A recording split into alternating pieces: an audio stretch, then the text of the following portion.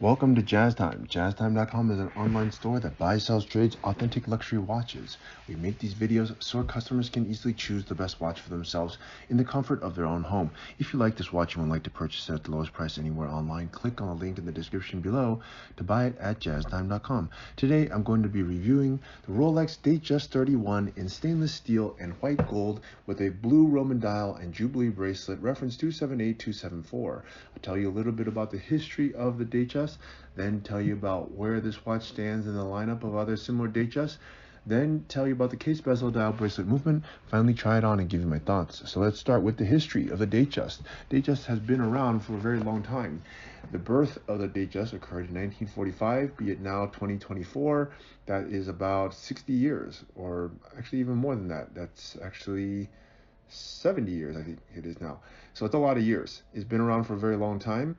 It first got its name, the Oyster Perpetual, from Rolex using this very smart marketing tool of oysters being, once they are closed, they are impermeable to water, and that is also what the Datejust does. Once you close the crown, or screw down the crown and close the case back, which is the normal position of this watch, then it holds the water out. In other words, it's waterproof. It's one of the first self-winding waterproof watches in the world, and hence the name Oyster Perpetual, and that name has stuck ever since. It's a great name too. And also the name Datejust, because it has a date, one of the few watches at that time that could tell both the time and the date, which was a big deal back then. Everything was mechanical, no digital stuff. And so there you have it, the name has stuck. Okay, that's a little bit about the history. Now, where does this watch stand in the lineup? Well, the Datejust, as you can imagine, is a very popular model.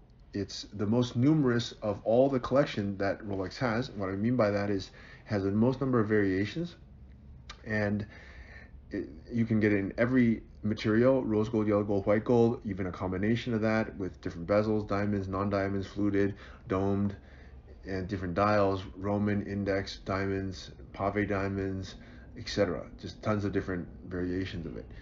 And they even had different bracelets combinations. So I want to say the Datejust has more than 1,000 different variations of the Datejust. Now, where did this watch stand in the lineup? Well, this is a Datejust 31, so it is the mid-size. For Rolex, they make a size 28, 31, 36. That comes out to small, medium, large for women. So this is definitely a woman's watch. For men, they make it in size 36 and 41. In 31 millimeter, which is what this is, it's going to fit most women with a wrist size of approximately 5.5 to 6.5 inches, which comes out to a weight, I'll just give you an estimate, approximately, let's say, 100 pounds to 130 pounds or 140 pounds. That's probably going to cover most women. If you're greater than that, well, good thing they make other bigger watches for that, which would be a size 36. Okay, anyways, this watch is a steel and white gold. The bezel is white gold, which makes it partially made of precious metal, and therefore is not the cheapest Datejust, but it is in the beginning of the Datejust. The Datejust can go up in price. This one retails right around, at least at the time of this video, less than 10,000. They make ones that are already up to like 50,000, or right around there, that are made precious metals with diamonds and so on. But this one is at the very beginning of that, so not the cheapest, but not the most. Definitely, it's a little bit above the cheapest. Still a very good watch though. So let's start talking about it. Let's start talking from the case. The case is 31 millimeters, and from my thumb to my index finger, and the side profile is around 11 millimeters. It's a very nice thickness and very nice size. In fact, it's the prototypical size that I would say is the best. Okay, and it's all made of stainless steel. That makes for this watch being very robust, and you can pretty much use it and keep it forever. Steel is a great material to make watches out of. Okay, let's move on to the dial here. Now the dial, of course, you can choose many different dial colors. And for the Datejust 31, as I just told you, there's a plethora of dial color options, and if you don't like this one and you like a different one, we have it at jazztime.com. Simply click on the link in the description below to go there and get it. Now, the dial that you're looking at here is a blue Roman. They don't make a blue index. It's just blue Roman. So the Roman numerals are made of white gold, and they do not luminesce. That's the only negative. But it makes the watch look very, how do I say, luxurious with the white gold numerals like this. And they use a sunray finish, which is accomplished by using masterful brushing techniques that create grooves running outward from the center of the dial, so that it radiates, hence the name sun ray. And if you look at it in different lights, it will actually look different. And it is completed by applying a physical vapor deposition or electroplating, which gives it the varnish and final look that you see here. Suffice it to say, if you didn't catch all that, basically it just means that this is a very beautiful blue dial. It took a long time to make, and Rolex did it right. Okay, let's move on to the bezel. The bezel is a fluted bezel, and the bezel is, in my opinion, the most iconic part of Rolex aside from the crown itself. And the reason is because the aesthetics of this bezel are found nowhere else. No one else has a bezel like this. The Audemars Piguet has the Royal Oak, the Rolex has the Datejust, Patek Philippe has the Nautilus, and many others have their distinct look. For Rolex, their distinct look is the fluted bezel. In fact, it's a very beautiful bezel, and they do it in white gold as a result, precious metal, even though the rest of the watch is actually done in stainless steel, and I believe they do that because it's the most iconic part of the watch. Okay, now let's move on to the bracelet. This bracelet happens to be in a Jubilee bracelet. It has 5 links across, and it does not have a comfort extension. On the 31s, they don't have that. On the 36s, they do have a comfort extension, but not on the 31s.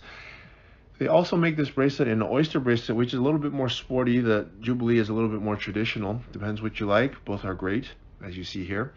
For me, I probably would gear toward the Jubilee a little bit better. I think it forms and fits the wrist better than the oyster that has bigger, thicker links. But, you know, they're both good bracelets. Okay, let's move on to the movement here. The movement is a 2236 movement. It has a power reserve of 55 hours, and you can't see it, so I'm not sure what else to say other than it's a movement, it's there, it's made by Rolex, and it's the best. Okay, let's try this watch on. Now, I'm obviously a man. You are buying this for a woman, or you are a woman, so it's going to look much better on the woman.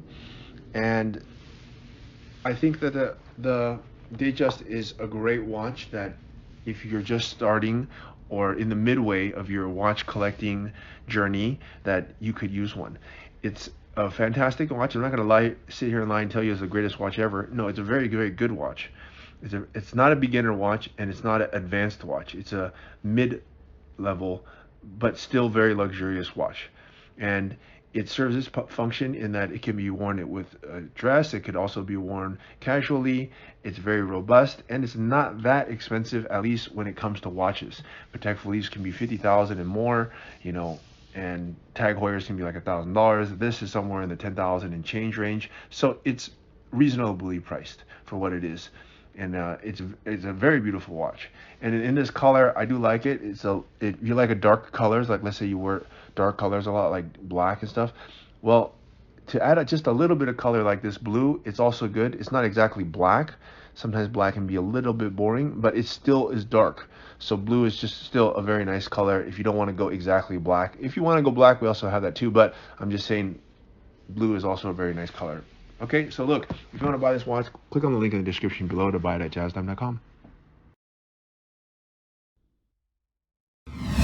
If you want to find out more about the watch you just saw in the video, you can just click below on Show More to see the full description. Then you can check the link next to Model as seen in video, click on it, and you will get to the proper page where you can see all the details. If you're watching on a mobile phone, you have to click on the arrow down on the right hand side below the video to see the full description. If you like this video, please give us a thumbs up.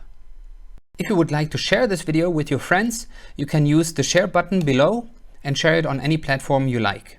If you have questions, constructive feedback, want to tell us about some mistakes or misspeaks, just write a comment below.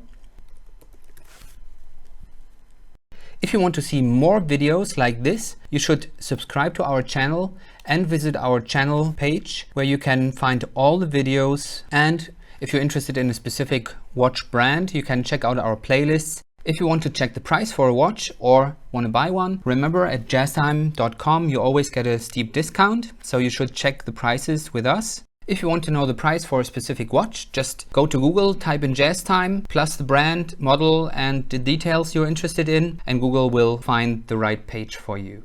Thank you for watching.